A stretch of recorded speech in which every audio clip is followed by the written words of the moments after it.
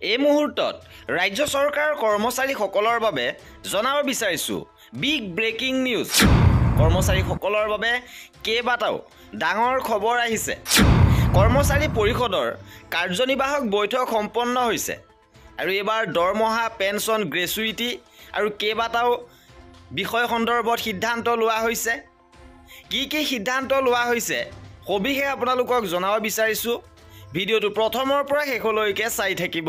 সদৌ অসম কৰ্মচাৰী পৰিষদৰ ৰাজ্যিক কাৰ্যনিৰ্বাহক সভা ডিফুত শেহতীয়াভাৱে অনুষ্ঠিত হৈছে। ডিফুৰ চাৰ্চিং টেৰন টাউন ক্লাবত অনুষ্ঠিত ৰাজ্যিক কাৰ্যনিৰ্বাহকত অসমৰ বিভিন্ন প্ৰান্তৰ 250ৰো অধিক প্ৰতিনিধি উপস্থিত থাকে।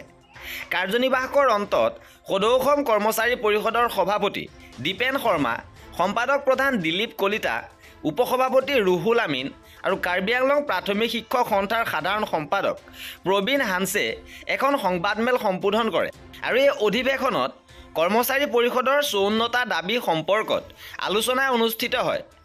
অহা 29-30 ছেপ্টেম্বৰত আৰু 1 অক্টোবৰত লখিমপুৰত 3দিনীয়াকৈ কাৰ্যসূচীৰে কৰ্মচাৰী পৰিষদৰ সাধাৰণ অধিৱেশন অনুষ্ঠিত হ'ব আৰু এই অধিৱেশন সম্পৰ্কে সভাত আলোচনা কৰা হয় বুলিও ইয়াৰ পৰা দাবী চনদৰ কি মীমাংসা হ'ল নহ'ল এই সম্পৰ্কত কাৰ্যনিৰ্বাহকত আলোচনা হয় বুলি জানিবলৈ দিয়ে। মুখ্যমন্ত্ৰীয়ে 15 মাৰ্চত পৰিষদৰ সৈতে হোৱা আলোচনাত 8টা সিদ্ধান্ত গ্ৰহণ কৰা হৈছিল আৰু এই সিদ্ধান্তসমূহ সোনকালে কাৰ্যকৰী কৰাৰ বাবে সভাই প্ৰস্তাৱ গৃহীত কৰে। তদুপৰি 2023 চনৰ 2 অক্টোবৰত মুখ্যমন্ত্ৰী আৰোগ্য যোজনা বুলি যি যোজনা কৰ্মচাৰীক উপহাৰ দিছিল, সেইদিনাই মুখ্যমন্ত্ৰীয়ে কৈছিল যে ৰিইম্বাৰ্চমেণ্ট পলিচি অহা 2 অক্টোবৰৰ ভিতৰত কেছলেছ হৈ পৰিব। মুখ্যমন্ত্ৰীৰ লোকসেৱক আৰোগ্য যোজনা কেছলেছ চিকিৎসা কৰিম বুলি কৰা ঘোষণা সন্দৰ্ভত আলোচনা কৰি মুখ্যমন্ত্ৰীক আহ্বান জনাই যে ঘোষণা কৰা অনুযায়ী যাতে অহা 2 অক্টোবৰত এই কেছলেছ আঁচনিখন প্ৰৱৰ্তন কৰে। শিক্ষকসকলৰ আৰ্জিত ছুটি সন্দৰ্ভত থকা দীৰ্ঘদিনীয়া দাবী সন্দৰ্ভতো আলোচনা হয় আৰু বৰ্তমানৰ মুখ্যমন্ত্ৰী বিত্তমন্ত্ৰী হিচাপে কাৰ্যনিৰ্বাহ কৰোঁতে তেওঁ এই ছুটি 24 দিন আৰু বৃদ্ধি কৰাৰ প্ৰতিশ্ৰুতি দিছিল বুলি উল্লেখ কৰি এই সিদ্ধান্ত এতিয়াও সমাধা হোৱা নাই আৰু মুখ্যমন্ত্ৰীয়ে এখন সমিতি গঠন কৰি দিছে বুলি জানিবলৈ দি এই সমিতিয়ে এই আৰ্জিত ছুটি সন্দৰ্ভত অধিৱেশনৰ পূৰ্বে ঘোষণা কৰিব বুলিও আহ্বান জনায়। 2005 চনৰ আগতে যিসকল কৰ্মচাৰীয়ে নিযুক্তি লাভ কৰিছিল আৰু নতুন পেঞ্চন নীতি অহাৰ আগতেই চাকৰি নিয়মীয়াকৰণ হ'ল, সেইসকল কৰ্মচাৰীক যাতে পুৰণি পেঞ্চনৰ আওতালৈ অনা হয় তাৰ বাবে কাৰ্যকৰী ব্যৱস্থা ল'বলৈ মুখ্যমন্ত্ৰীলৈ প্ৰস্তাৱ প্ৰেৰণৰ সিদ্ধান্ত লোৱা হয়।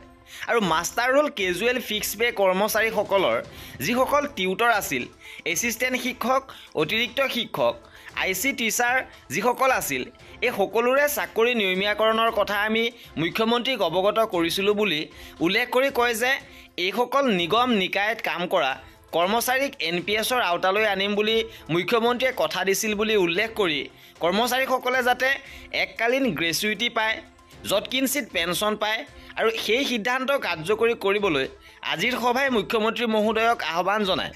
তদুপৰি আন বহুকেইটা দাবী আছে বুলি উল্লেখ কৰি এই দাবীকেইটা অতি শীঘ্ৰে পূৰণ কৰিব বুলি আশা প্ৰকাশ কৰে। দাবীসমূহৰ ভিতৰত হিলছ এলাৱেন্স বৃদ্ধিৰ এটা অন্যতম দাবী আছিল। লগতে এই দাবী শীঘ্ৰে কাৰ্যকৰী কৰিবলৈ আহ্বান জনায়। ৰিম'ট এৰিয়া এলাৱেন্স বৃদ্ধিৰো দাবী জনোৱা হয় বুলি প্ৰকাশ কৰে। 29 ছেপ্টেম্বৰৰ পূৰ্বে এইসমূহ দাবীক লৈ মুখ্যমন্ত্ৰীৰ সৈতে এখন বৈঠক দাবী কৰি মুখ্যমন্ত্ৰীক এই সন্দৰ্ভত এক সিদ্ধান্ত প্ৰকাশৰ অনুৰোধ জনায়। কাৰ্বি আংলং প্ৰাথমিক শিক্ষক সন্থাৰ সাধাৰণ সম্পাদক প্ৰবীণ হানছে আৰু কাৰ্বি আংলং জিলা প্ৰাথমিক পৰিষদৰ সভাপতি ৰুহুল আমিনে কাৰ্বি আংলং আৰু পশ্চিম কাৰ্বি আংলং জিলাৰ কৰ্মচাৰীসকলে সন্মুখীন হৈ অহা বিভিন্ন অসুবিধা আৰু প্ৰাপ্যবঞ্চিত সম্পৰ্কীয় বক্তব্য আগবঢ়ায়। আৰু এয়া আছিলে আজিৰ ভিডিঅ'টোত। কৰ্মচাৰীসকলৰ এনেধৰণৰ খা খবৰৰ বাবে আমাৰ চেনেলটো ছাবস্ক্ৰাইব কৰি ৰাখিব। ভিডিঅ'টো শেষলৈকে চোৱাৰ বাবে বহুত ধন্যবাদ।